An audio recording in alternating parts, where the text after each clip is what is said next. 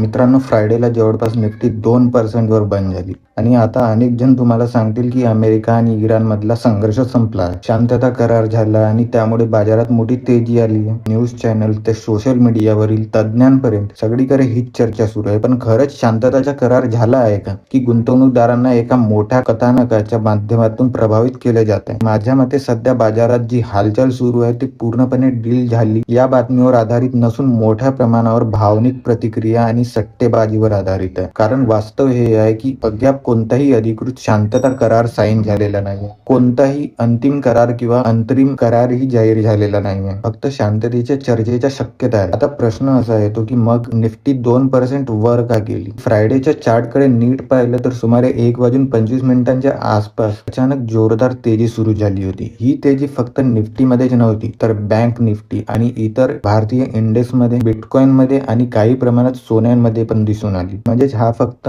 एका मालमत्तेचा विषय नव्हता तर जागतिक रिस्क सेंटिमेंटमध्ये झालेल्या बदलाचा परिणाम होता. काल रात्री अमेरिकन मार्केटमध्येही अशीच हालचाल दिसली होती. त्यावेळी कारण काय होतं? अमेरिकेचे राष्ट्राध्यक्ष डोनाल्ड ट्रम्प यांचे वक्तव्य. याआधी त्यांनी इराणवर कठोर कारवाई करण्याचे संकेत दिले होते. त्यामुळे बाजारावर दबाव आला होता. पण अचानक त्यांनी संभाव्य हल्ला स्थगित केल्याचे सांगितले होते आणि तिथूनच बाजाराने जोरदार उसळी घेतली. मात्र इथे महत्त्वाचा प्रश्न आहे, जर खरंच युद्ध संपलं असतं तर शांतता करार निश्चित झाला असता तर बिटकॉइन, सोने आणि इतर रिस्की ॲसेटमध्ये आणखी मोठी रॅली दिसायला हवी होती. पण तसं झालेलं दिसत नाहीये. अनेक महत्त्वाच्या तांत्रिक रेजिस्टन्स लेव्हलही अजूनही तुटल्या नाहीये. आता बातम्यांकडे पाहूया. काही रिपोर्ट्स सांगतात की अमेरिका आणि इराण यांच्यातील बहुतेक अटींवर सहमती झाली पण फक्त मंजुरी बाकी आहे. पण दुसरीकडे काही अहवाल स्पष्ट करतात की अद्याप कोणताही अंतिम करार झालेला नाहीये. तेहरानकडूनही असे संकेत देण्यात आले की चर्चा सुरू आहे पण सर्व मुद्द्यावर एकमत झालेले नाही. मुख्य वादाचे मुद्दे अजूनही कायम आहेत. त्यामध्ये इराणच्या न्यूक्लिअर प्रोग्राम, अमेरिकेकडून लादलेले निर्बंध आणि युद्धामुळे झालेल्या नुकसानाची भरपाई यांचा समावेश आहे. यापैकी काही मुद्दे तडजोड होऊ शकतात पण नुकसानाच्या भरपाईसारख्या विषयांवर दोन्ही देशांमध्ये मोठे मतभेद आहेत. म्हणून सध्या बाजार ज्या प्रकारे प्रक्रिया देत आहे त्याला अंतिम वास्तव समजू नये. बाजार हा भविष्यातील शक्यतांवर किंमत ठरवतो, खात्रीशीर घटनांवर नाही. आता एक महत्त्वाचा मुद्दा समजून घ्या. गेल्या काही दिवसांपासून बाजारात भीतीचं वातावरण होतं. अनेक गुंतवणूकदार आणि ट्रेडर्स बाजार आणखी खाली कोसळेल या अपेक्षेने शॉर्ट पोझिशन घेत होते. म्हणजे त्यांनी बाजार खाली जाईल यावर पैज लावली होती. अशा वेळी जर सकारात्मक बातमी आली तर त्या शॉर्ट पोझिशन कव्हर करण्यासाठी मोठ्या प्रमाणावर खरेदी सुरू होते. याला शॉर्ट कव्हरिंग रॅली म्हणतात. त्यामुळे बाजाराचा वेग अचानक वाढतो आणि आजची तेजी याच कारणामुळे वाढली असण्याची शक्यता नकारता येत नाही. यालाच अनेकदा ट्रॅप देखील म्हणतात. आधी नकारात्मक वातावरण निर्माण होतं, लोक शॉर्ट करतात आणि नंतर अचानक सकारात्मक बातम्या येतात, बाजार वर जातो आणि शॉर्ट करणारे अडकतात. याचा अर्थ बाजार नक्की पडेल किंवा नक्की वाढेल असं नाही, पण सध्या बाजारात भावनांवर आधारित हालचाल मोठ्या प्रमाणात दिसतात. क्रूड ऑइल बद्दल बोलायचं झालं तर त्यात मात्र कमजोरी दिसत आहे. कारण जर स्ट्रेट ऑफ हॉर्मुझ वरील तणाव कमी झाला तर तेलाचा पुरवठा सुरळीत राहील आणि किमतीवर दबाव येऊ शकतो. परंतु परिस्थिती अजूनही पूर्णपणे स्थिर झालेली नाही. जर आठवड्याच्या शेवटी पुन्हा एकदा एखादा आक्रमक वक्तव्य आलं किंवा चर्चेत अडथळे निर्माण झाले तर तेलाच्या किमती पुन्हा वाढू शकतात आणि बाजारावर त्याचा नकारात्मक परिणाम होऊ शकतो. त्याच कारणामुळे शनिवार आणि रविवार 2 दिवसांकडे जगाचे संपूर्ण लक्ष आहे. कारण शेअर बाजार बंद असतो पण या काळात आलेल्या मोठ्या बातम्यांचा परिणाम थेट सोमवारी बाजार उघडताना दिसतो. आता दीर्घकालीन गुंतवणूकदारांसाठी काय? माझ्या मते तुम्ही जर SIP करत असाल तर बंद करण्याचं कोणतंही कारण नाही. बाजार पडत असताना गुंतवणूक करणं कठीण वाटतं पण त्याच काळात सर्वात चांगल्या किमती मिळतात. बाजार वर गेल्यावर लोकांना तो महाग वाटतो आणि खरेदी करता येत नाही. म्हणूनच दीर्घकालीन गुंतवणुकीसाठी शिस्त महत्वाची असते, भावना नाही. युद्ध, राजकारण, निवडणुका, जागतिक तणाव या सगळ्या गोष्टी बाजाराला